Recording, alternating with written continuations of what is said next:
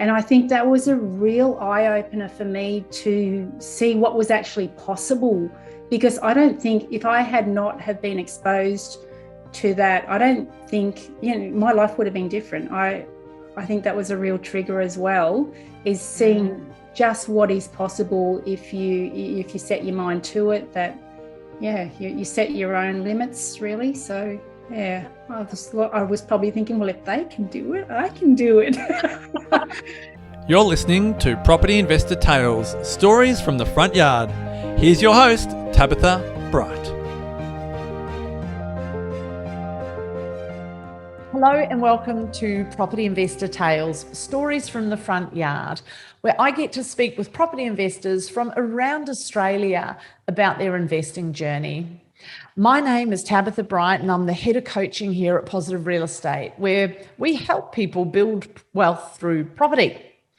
With over 8,000 clients across Australia and New Zealand, there are some incredible stories to tell, which hopefully make your investing journey that little bit easier and will inspire you along the way. So my guest today is Sharen Carruthers, and we discuss her journey to retirement at 50 via her property investing, which is pretty cool. The lessons she learned and why she's chosen now as a successful investor and a retiree to come back and coach with our fabulous clients here at Positive Real Estate. So enjoy this conversation with Sharen Carruthers. Hey, Sharen, lovely to have you here. Welcome to the podcast. Thank you so much for volunteering your time today. Thank you, Tab. It's great to be here. Fantastic. Well, you've got a heap of fascinating stories. I sent you some questions that I've got, printed out and prepared here for our chat today. But I wanted to pre-frame it. You've obviously got the banners, the Positive Real Estate banners in the background. You're a new integral part of our coaching team. So we're so lucky to have you on board. But you were a client before you coached for Positive Real Estate. You are a client as well as being a coach of Positive Real Estate. And I think the first thing people need to know about you is that you retired yourself, I think 2 weeks before your 50th birthday, didn't you? Yes, yep. That was my goal for many years, was that 50-year mark was what I was aiming to achieve. Yeah. And tell me how that went for you. Oh, it was a long slog at the start. I bought my first property at 21, but traded in and out, not very successfully, of a couple of properties, but then got serious in 2004, started buying investment properties with purpose. And that was, I guess, around that time was when I had set that goal for myself, that 50 was my mark. And that's what I was aiming. Yeah, that was my destination. Your destination. And so we'll talk a little bit about some of your experiences with your investing, because there's some highs and some lows, right? Like all of us when we go on that investing journey. But the first thing I wanted to say was, because I had a similar experience to you. So tell me, what was retirement like? Because you're not retired now, are you? I'm not. No. Well, it wasn't what I thought it was going to be. I kind of knew, because all of my friends and family are still working. So I knew, it wasn't going to be surrounded by friends with things to do every day, but I was okay with that. But I guess I didn't stay retired for very long, because it's just not in my nature. It was great. It was an awesome feeling to know that when I the last day at work, and it was the first few weeks I was on a high, and I had my holidays booked. I went through Asia again, and then did the States and had a bit of time in Mexico. So I did the trips and thoroughly enjoyed them. And but then when I came home, I sort of started a renovation in one of my properties, and started helping out in my mum's shop front, which was supposed to be a couple of hours, each week, but just with my nature, look, after a few months, I ended up being there 7 days a week and trying to squeeze my renovation around working at the shop. So I just stopped fighting it and just went, I'm not the retirement type. I love being productive. I love setting myself goals. I love working with other people. Yeah. So, why fight it? Just go. Yeah. Well, it's a big, absolutely. And it's a big part of, why we were keen to have you on board as part of our coaching team, because, often when people have retired or they've got a business and stuff like that, and you've done all of that, you've had your businesses, you've in real estate, so you've got heaps of real estate experience. But sometimes they can be a bit distracted. But for you, you're just so motivated and so on point, if I can use a military term, because you've had time in the military as well. So we're going to get to all of that as well. Such a big story to tell. So we might go a little bit longer than the 20 minutes I usually aim for, just because there is so much for you to tell. But I've asked you to, I guess, share a few of the key bullet points that encapsulate your journey. And you've got here that there were some triggers that stood out for you. So you remember being a little girl and your mum had a bit of paper in her hand and she was, and she was telling you that they'd paid off their home loan. Tell me a little bit about that. Yeah, look, I don't know how old I was. I just remember sitting next to mum, and I think, how it could be you remember things because of the emotions that are tied to them. Absolutely. And I completely believe that I must have just picked up on the emotions that she was going through at the time. Yeah. And so that's what set that memory. And it's just registering that emotion, and that memory is just set with me.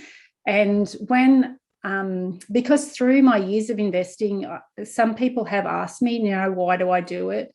And sometimes I would just be out walking, go, why do I do this? Like, when did it all start? And I think that was one of the really early triggers that I remember, the importance of property and what a difference it can make in your life. Yeah, interesting. And once again, like you were saying, it's that emotion. You associate such a positive emotion with it's such a formative time in your youth, no doubt. And then you went on to work in banking, which not to make this about me, I did exactly the same though. So it's funny. It's funny seeing the commonalities in people's experiences that have had success, even if success can look quite different for different people. There's often these veins of, this is going to sound weird, veins of truth, so to speak, stuff that people do that gets them a certain result. So I was really bad at maths when I was at school. I didn't fit the school system very well, but then I had some time in banking straight out of school, and it taught me how to manage money and a lot of the gaps around understanding debits and credits. And, I did my time as a teller counting money and all of that kind of fun stuff. Yeah. So what did you do in the bank, and how did it impact your property journey? Well, I was a manager's secretary, so I didn't, I went down and spoke to the tellers, but I was upstairs with the manager, but going through that and being, maintaining all the files, and I would see, certain people that would have so many properties under their ownership and then have companies with more properties. And I think that was a real eye-opener for me to see what was actually possible, because I don't think if I had not have been exposed to that, I don't think my life would have been different. I think that was a real trigger as well, is seeing just what is possible if you set your mind to it, that you set your own limits, really. So Yeah. I was probably thinking, well, if they can do it, I can do it. And you've always had that about you, though, haven't you? That desire to push. Like, you're totally okay with being outside of your comfort zone because, you're used to being, very active. But that's good, right? Because it means we push boundaries. And so one of the comments you've made here is that you need to back yourself and do something. Yeah. So if you're already thinking about investing, then you're capable of doing it. If you dream it, you can achieve it. And I notice all the way through your notes when you've answered some of the questions that I've asked you, so that people get an understanding of your journey.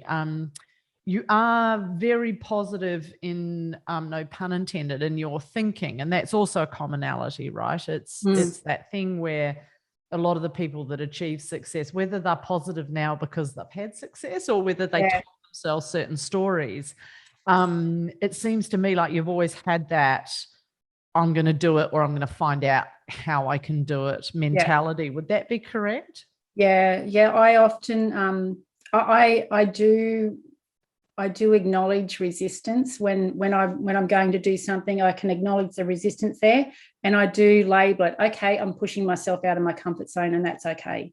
And then I just keep one step in front of the others. Just keep moving forward because I'm uncomfortable with standing still, because I believe if you're standing still throughout your life, you're actually going backwards because everyone else is moving forward. So if you're not at least keeping up, not that I'm super competitive with anyone else, I will catch myself if I compare myself to others, and I remind myself I'm on my own journey. And that I don't have to keep up with other people. I'm doing what's best for me. I'm doing what's best for my family. It's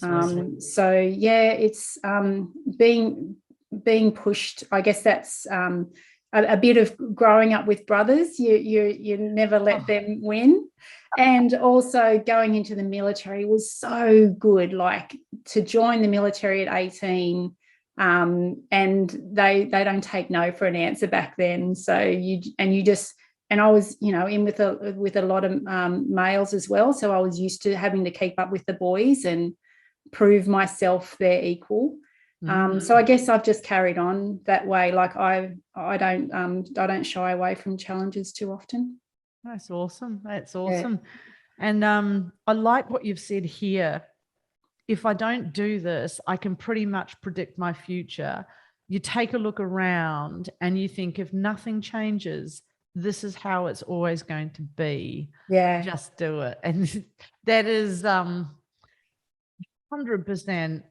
a motivator for a lot of people, right? When they realize that what they have today, if they don't change something, if they don't do something different, they're going to keep having what they have today. So that was obviously something that you took pretty seriously as well. On your journey. And also even having the courage to resign. I could have stayed and kept buying. Like, they were a nice bunch of people to work with. The job had its good days and bad days, but I kept thinking that. Like, I kept going to work every Monday and going, is this it? Because if I don't take the plunge, if I don't just back myself and resign, this is it. Is this all there is? And I was like, no, I want more. So and I just did it. I just went in there one day and went, you know what? I don't actually need this anymore. They were great. It's brave, right? Yeah. And I think that's really important we acknowledge that, because like I've said to people before, bravery is not an absence of fear or an absence of discomfort. It's feeling that classic cliche, feeling the fear and doing it anyway, right? Yeah. And fear's good because that keeps us safe. Like, it's, it does keep us safe, but it can also hold us back and limit us. And Yeah, and live a bit of a mediocre life if you let it rule you. Yeah, I always say to my clients and my team, comfort is a curse. Yeah. You got to be out there getting a bit uncomfortable. Yeah. And so let's change tack a little bit. What is one of the weirdest and funniest things, or there might be a multitude of them you want to discuss, that has happened to you in your property journey? Because I always find this funny. I've had some great stuff come out of it. So what's one of the weirdest things that's happened to you? I love your one. Yeah, I think, like, on the subject of weird, I received a surprising phone call from my property manager regarding the property I had at Glen Innes. Yep. And she was suggesting that I needed to get quotes to replace a fence because the neighbours next door were actually pulling my timber fence down and using it as their firewood.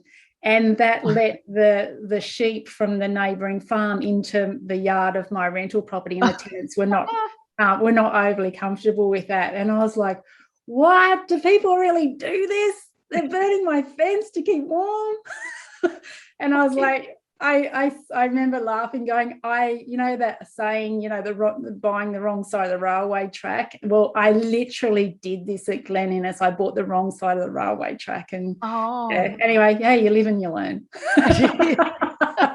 And then, what were you going to say? No, you go. There was just a funny, like a harmless sort of incident where the neighbours of one of my properties knew that I owned it and knew me personally, and they rang me one day with a complaint. They were a little bit conscious about talking to me about it, but I had a young male tenant in there, and he's a lovely guy, but they rang me and said, look, we didn't want to make this call, but we really got to do something about it. When he has sex, he's so loud, and they're yelling and screaming. And I was like, okay, no worries. I'll have a chat with him. And it was quite, I rang him, and I was sort of, got a bit of a noise complaint, and it's not your TV, it's not your stereo, it's not your car. And we ended up having a bit of a laugh about it, but yeah, I think he had to tone it down a bit. Jealous, yeah. So yeah, to blame it on the walls, thin walls, Sharen, thin walls. It can be when you live in close quarters. I know, and apologies to everyone. We'll have to say this is slightly X-rated. I know I shouldn't probably shout too loud because my neighbour's right next door, but his windows, because we live in an old Victorian house, and the houses, in Melbourne, they're stacked much like Sydney, very close to each other. His window was open one balmy summer evening, and we had exactly the same problem. It was like, I don't even know if I can look him in the eye next time I want to see him. It's funny you mentioned the fences, because we used to have property in Dunedin in New Zealand, which is in a student town, and we had tenants that were pretty feral students. So Dunedin, and forgive anyone that loves and enjoys Dunedin, but there are parts of Dunedin where the student population is particularly feral. They're known for getting drunk and rampaging through the city, basically. But same thing, it can be very cold in Dunedin. And we had a call from our property manager, and our tenants, our students, were pulling up the floorboards and using the floorboards to keep warm. They were probably, some protected wood. A lot of the old houses back in New Zealand, like they'll be rimu or kauri, which are, very protected trees. They're probably just building fires out of that stuff. You do, and this is why when we coach, we talk a lot about the affluence score. When on microburbs, we always say, keep an eye on your affluence score, because unless you really want these problems, it's, sometimes better to go with people where the stress of money is perhaps a little bit less, and they're not resorting to floorboards and fences. Yeah, I did learn that lesson the hard way. I do concur. I bought that one before I was a member, a client of Positive. And so did I with the Dunedin one. All righty. So if you could give yourself, your younger self, I beg your pardon, some advice, knowing what you know and have experienced today, you've got a number of things here, which I think are awesome. So I'm going to let you go through all of them. Shoot from the top. What would be the advice you gave your younger self? Look, I think me to prompt you. I think the main thing is that it took me many decades to learn this, was to know what you can control and know what is out of your control. So, Nice. Yep. Picking, just realizing what's in the realm of you controlling. If it's not something that you can't control, if it's something that someone else is doing, then please don't waste your time and energy on trying to change them. Or you can. So true. Oh, you know what? I think my kids as teenagers taught me, like really brought this lesson home, was stop trying to control them. And I just made up my mind to be the best role model I could, Yep. At a certain stage through their later teenage years, and just went, that's it. I'm not wasting any more time and energy on this. You will grow into the person that you're going to be, and I'm just going to be the best role model I can possibly be for you. So awesome. just save your time and energy. And I see it in the media so much, people getting worked out over things that it's completely out of their control. Like, it's good to have an opinion, but really some people just go overboard. It can be good to have an opinion. It can be unhealthy as well. Yeah. No, I understand. And I guess, we're about to see all of this play out in the media as the market heats up. We know the media goes through its cycles. We're going to see stuff about bubbles bursting, about, 6 times income in order to purchase a house, and market crashes, and, everything under the sun is going to be predicted, because as Marcus, whose names might come up a couple of times in this podcast today, Marcus Pierce always says, with his background in journalism, and for those of you that don't know Marcus, he's one of our team. He's in charge of, he's the director of content for Positive Real Estate. So he makes sure we're doing this kind of stuff for you guys. So Marcus has a background in journalism amongst many other talents. And he always says to me, if it bleeds, it leads. And it's that classic thing, when they need to sell papers, they're looking for something, and predicting a property market bubble and the corresponding crash is always hot and predictable. And you can't control that. Yeah, exactly. And when the market does correct, the only things you can control is, are you going to panic and sell at a loss, or are you just going to ride it through this is what's supposed to happen. The other side. Yeah. Yep. It's all just part of the up and down. As long as you're getting your rents in, you're maintaining your properties, don't let the fear take a hold of you. Absolutely. Because fear really is the biggest killer of people's success with property. And it's interesting. I've been coaching 14, 15 years plus now with Positive Real Estate on investing. And I've had the privilege of seeing a lot of clients' journeys, and those that have succeeded and those that have had a tougher time. And the ones that succeed are exactly what you're talking about. They're the ones that go, you know what, I understand the market's just going through its thing. Time is the biggest healer, isn't it? Time, it can be fabulous when you give your real estate enough time in the market. People get frustrated around that sort of 5 to 7 years, and they start second guessing themselves and once again wanting to control, and it just doesn't work that way. No, you just got to let it do its thing. You do. And that can be, that can be a substantial amount of time. It can be 10, 12, 15 years sometimes, depending on your asset. And so speaking of assets, you've got a tip: look after yourself. Oh, yeah, you do. And again, being a single parent I was a single parent from when the kids were 5 and 3. And I think it's a female thing too. You often will put everyone ahead of you.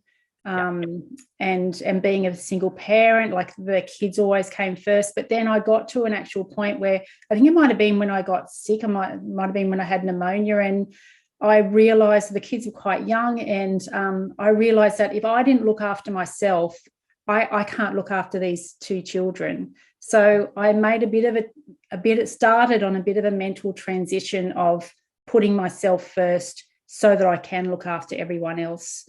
And just treating yourself well, forgive yourself is such a big lesson. We all make mistakes, and well, they're not mistakes, they're actually lessons. Once you can make that realization as well, you're not, life's not supposed to, be without any hiccups. It would be very boring, and you won't improve yourself, because it's through those lessons that you get better. You have more understanding. And it is very important to look after yourself. You are your biggest asset. Yeah. Sage advice, my friends. Sage advice. It's that old cliche of the oxygen mask, isn't it? Oh, that was big with me. Yeah. I think it was Robin Sharma. Like I went through a bit of a Robin Sharma phase.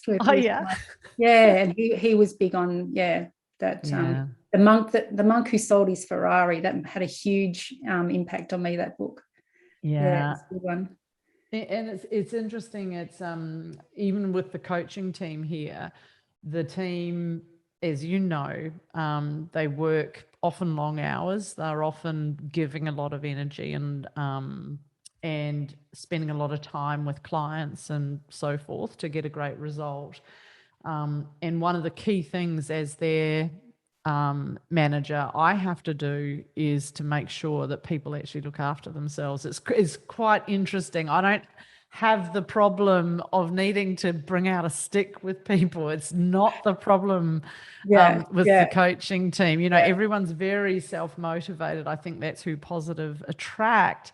But that lesson in looking after yourself, because if they don't, they blow up and they can't help anyone. No, they can't help clients, let alone their families and themselves. So it is so important.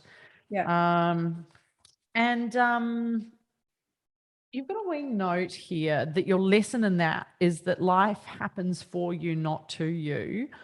Pull yourself up when you start playing victim. Did you want to expand on that? Because that's it's another thing that I've learned to recognize in myself. If I start playing the victim, sometimes I'll say something and I'll just like, wow, that wasn't right, and then I realize that I am playing the victim, and I remember from being a kid, and my kids were raised the same, with the same motto: get up, you'll be right. And 100% of the time it is correct. You just pick yourself up and just keep moving forward. It's just do the best you can. It's all you can do, and forgive yourself if it doesn't work out perfectly. Just keep trying different avenues, and remember that if something doesn't work out, then you're actually being guided to a different direction. It's not that you failed in something, or not that you weren't wanted.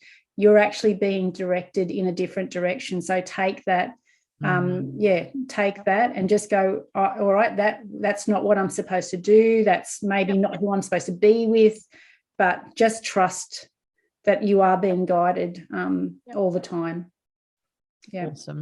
Awesome. And I'm going to skip ahead here. What do your friends and family think about your investment decisions? Like, how does that go? Because I'll give it some context, that question, because for some of our clients, and certainly some of the clients I've coached, they have found positive real estate because it's a safe space as far as they're concerned. Because when they talk to their family and their friends about investing, their friends rain on them and, say, oh, it's risky, you can't do that, the market's too hot, the market's going to crash, the market's too flat, my uncle's brother's mother's cousin told me that this was going to happen.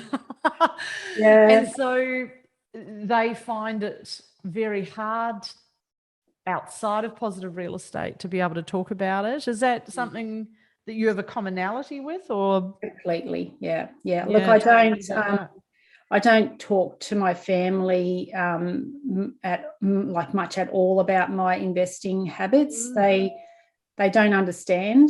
They think I'm pushing myself far more than I need to. They think I should be happy with having one house and just be grateful, and which I am. I'm super grateful. Like, I love my family, I love my kids, and I walk around my house and go, this is great. And, you know, and I really am appreciative of what I've been able to achieve. But they're just on a different journey. I keep using that word journey, but they are on a different journey to me. Like, they don't have the understanding of why I do this. They will just tell me to stop pushing yourself, stop working so hard. Well, I actually enjoy working. I actually enjoy being productive. I like getting ahead. I don't like sitting watching videos, or I don't even own a TV. You know, that's just not me. Awesome. And it's something that I think I probably put up a bit of a push at the start, but then I just pulled back. And again, I don't want to control the way they think, and I don't want other people to try and control me by by keeping me down with their limiting thoughts or fearful thoughts either. So I think that's really unfair. So just let people be who they want to be. I'm not hurting anyone. I'm actually setting myself up and my family up for our future. So look, they don't understand. I don't try and talk to my family or my friends. My friends think I push myself too hard as well, which is why I have my positive tribe, my positive family, that I can, we can all rejoice in our successes, and we can push each other on, motivate each other. It's always learning. I love the education. So what was that? Sorry. No, you just have different groups. Like, you have your family and you do family stuff. You have your sports friends, and you muck around with your sport and that sort of stuff. And then you have your investing group, and it's great to be around those sort of people. Yeah, absolutely. And it's not about, sometimes people say to me, I've had this friend for X amount of years, and I, love and value them, but I can't talk to them about what I'm trying to achieve. And it's just, you choose how much time you spend with different people. And sometimes you do outgrow people. Other times you just are in this space, in this moment in time with them. But like you said, the investing stuff you talk over here about. And so there's always a way. But I also hear a lot from people that they often, not always, but often choose sometimes to shed some old relationships that maybe weren't serving them, and, and were unduly critical of what they were trying to achieve. I think that's a pretty common thing as well. We're all growing and evolving and changing, and that's awesome. Definitely part of it. And so when you think about your investing journey, what have been some of the biggest lessons you've learned around your investing? Well, I think just to get the support. Before I joined Positive, I actually had joined a couple of other groups where it just didn't sync with me, or I found their investing methods didn't work. Like when I was doing the old properties, high cash flow, I did a couple of those, and it wasn't giving me any results.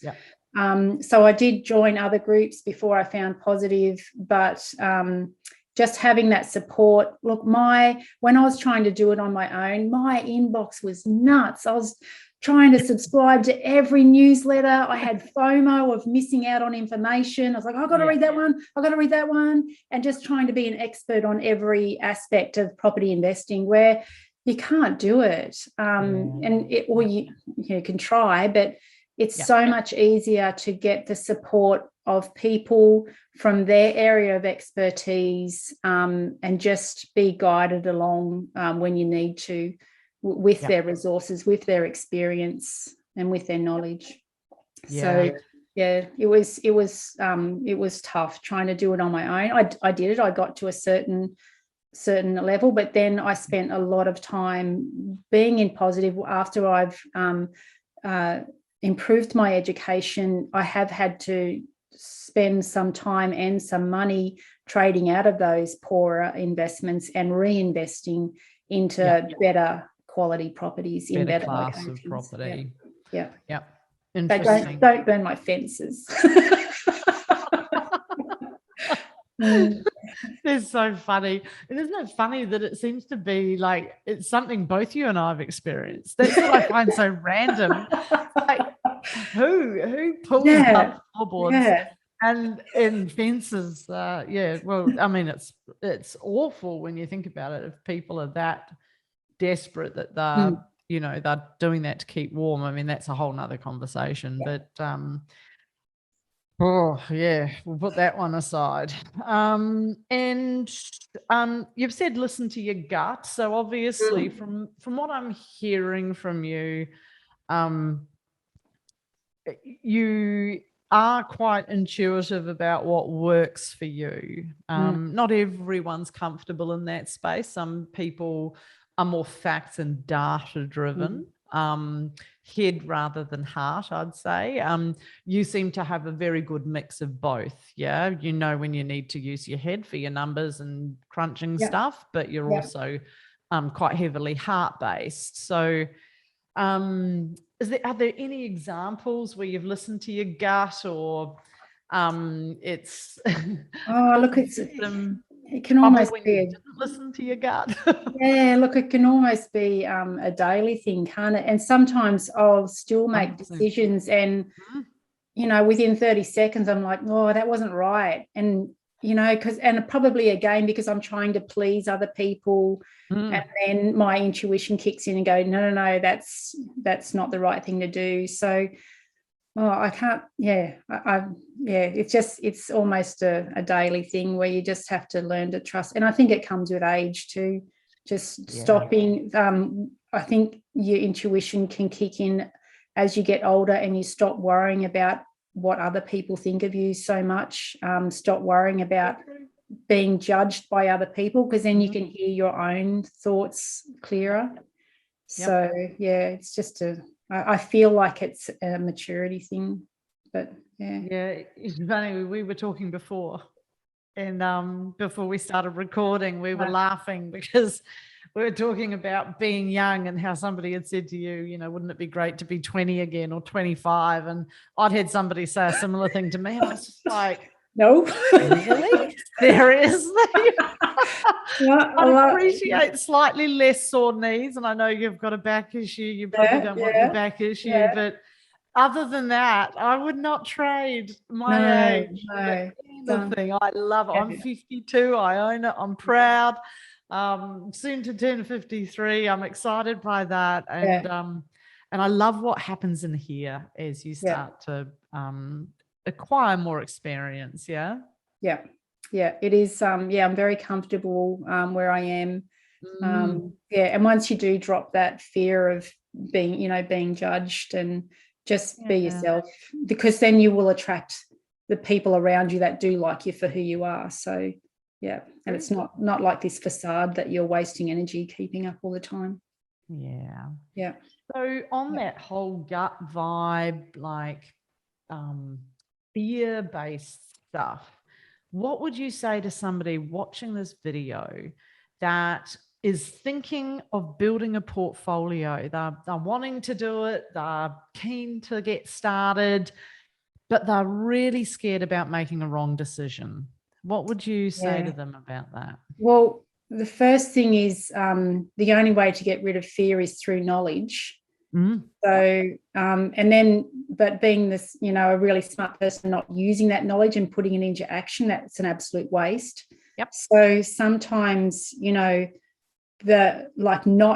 making any decision is the wrong decision. So you just have to make a decision sometimes and go from there.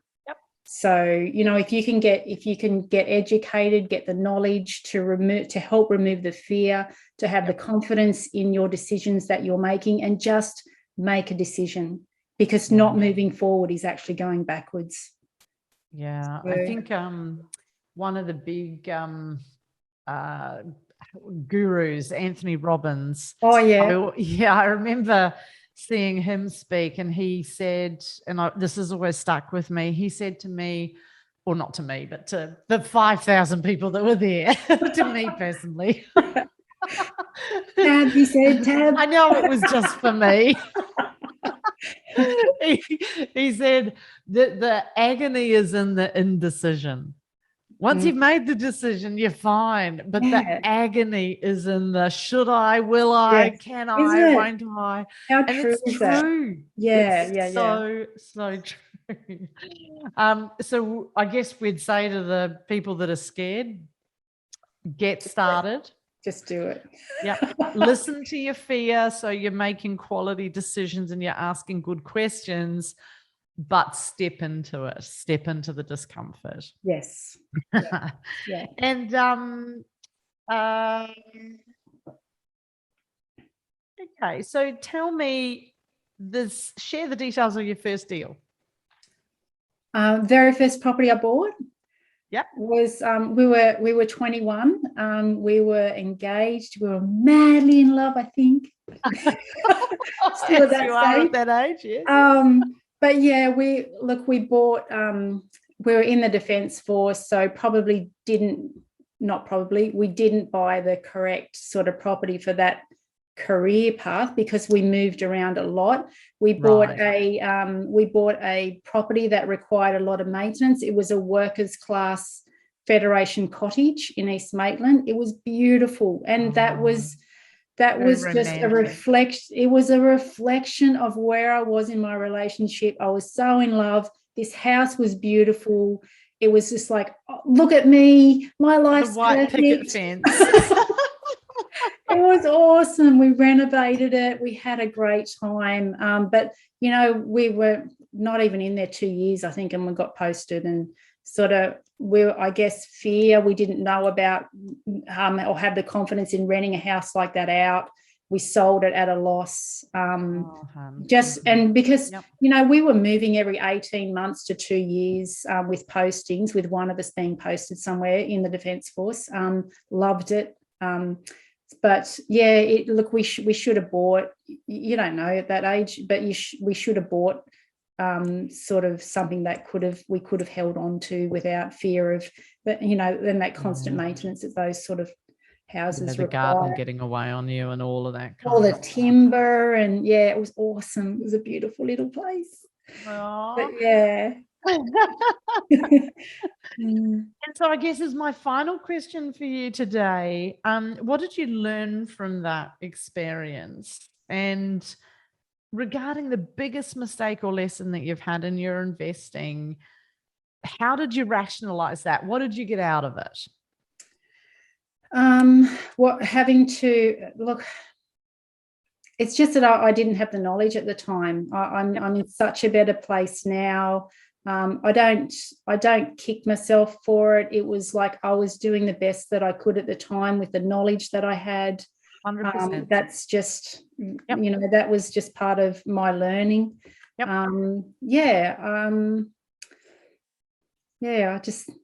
I think, just don't sort of keep kicking yourself for things that you've done. You've made the decision, own it, and just learn from it and keep moving on. The best years are ahead of you, Marcus Pearce. Thank you very much. I'm really embracing you again, Marcus. I'm really embracing Your Exceptional Life, his book that he's put out, and it's come to me at the perfect time in my life. It really is nice just to say that to myself every now and then. The best years are ahead of me. So Well, it's important, right? It's that Yeah. thing about a healthy optimism is so good for your health all round. And part of us, and where Marcus ties in beautifully, is for ourselves, for our clients, we're on this path to give ourselves some financial freedom and some options, but we've got to be healthy and lucid and alive enough to enjoy it at the end of that journey, right? We don't want to just leave it all. As much as we love the grandkids, we don't want to leave it all for the grandkids, right? So there is that. You've got a couple of notes here. I hope you don't mind if I read them out, because I just love your very straightforward style. So the notes that you've made for me are: if you fail to plan, you plan to fail. So you've always had a plan of some description, even if it's self-styled and hasn't been right always. You've had a plan that you've worked towards, and then you've adjusted it as you've needed to, and gone and got knowledge and so forth. So like, even referencing that back to my first purchase, I knew I was going to be posted. So why, if you had the knowledge, why would you buy a house like that? Just buy brick and tile that that someone else can move in and be happy. And it's just it was like where I was at that time. I was young and in love. Cute, but cute but costly, but cute. But you have to, you really can waste a lot of time and energy if you don't set something for you to achieve. Absolutely. And then one thing here, I like your frankness. I can really do a number on myself by revisiting all of my lessons, but you have to stop yourself. I can feel like, if I go back to certain stages where I feel like I made a fool of myself or made the wrong decision, I can feel the anxiety, the physical change in my body. Just from my thoughts, from my thought pattern and that's how you can lead to long-term illnesses, is that constant stress, that constant anxiety. Just let it go. Just forgive yourself and move on. You can't change it. No. Well, what's done is done. All righty. And call bullshit and pick yourself up as quickly as you can. And I like this one. Put on your happy playlist. I'm a massive believer in music as a mind-altering drug, right? Yes. It is the best thing. I don't know about you, but I have this thing sometimes when I'm in a bad mood, or I'm stressed, or I've had a few challenges, and I can really feel it's I mean, you've seen, I can get a bit grouchy from time to time. I apologize to all the time. It's like, and when I'm in that space, sometimes the last thing I want is to put on happy, bloody music. But if you get over that hump and you push yourself to do it, what a change it makes, eh? Yeah, it is. And it's my kids think I'm a bit woo-woo, but I did a lot of work with Dr. Joe Dispenza and with meditation and vibrations. And it's all about vibrations, like and that's how, and the part of the intuition, like, you end up being able to pick up vibes off people because we're all vibrating. So happy music works. It does. It absolutely works. Some of the music I listen to, like, I used to have a thing about it because I had a couple of friends that were musos, and they were like, oh no, you don't listen to that crap, like you only listen to the cool music over here. And I was like, ooh, like, I actually like that crap over there. And now I just listen to anything. I will listen to death metal, rockabilly, gospel, you name it, I will listen to it, and it all has a different kind of space for me. Are you the same, or do you have something tried and true? Look, I changed too. Like, I actually found when I moved into this place an old little, what are the little square potty things that we used to have the music on? I can't remember what they're. And I used to run with it, and I put my headphones into it. It was like, oh, I don't like this song anymore, but I remember I used to run and run and run to it. And so I've just changed with music as well. But Yeah, but it certainly would, like, you can use it to fire yourself up. You can use it to calm yourself down. You can cheer yourself up. Yeah, it's an awesome tool. It is. Yeah. And your family motto, get up, you'll be right. Get up, you'll like be right. Come on.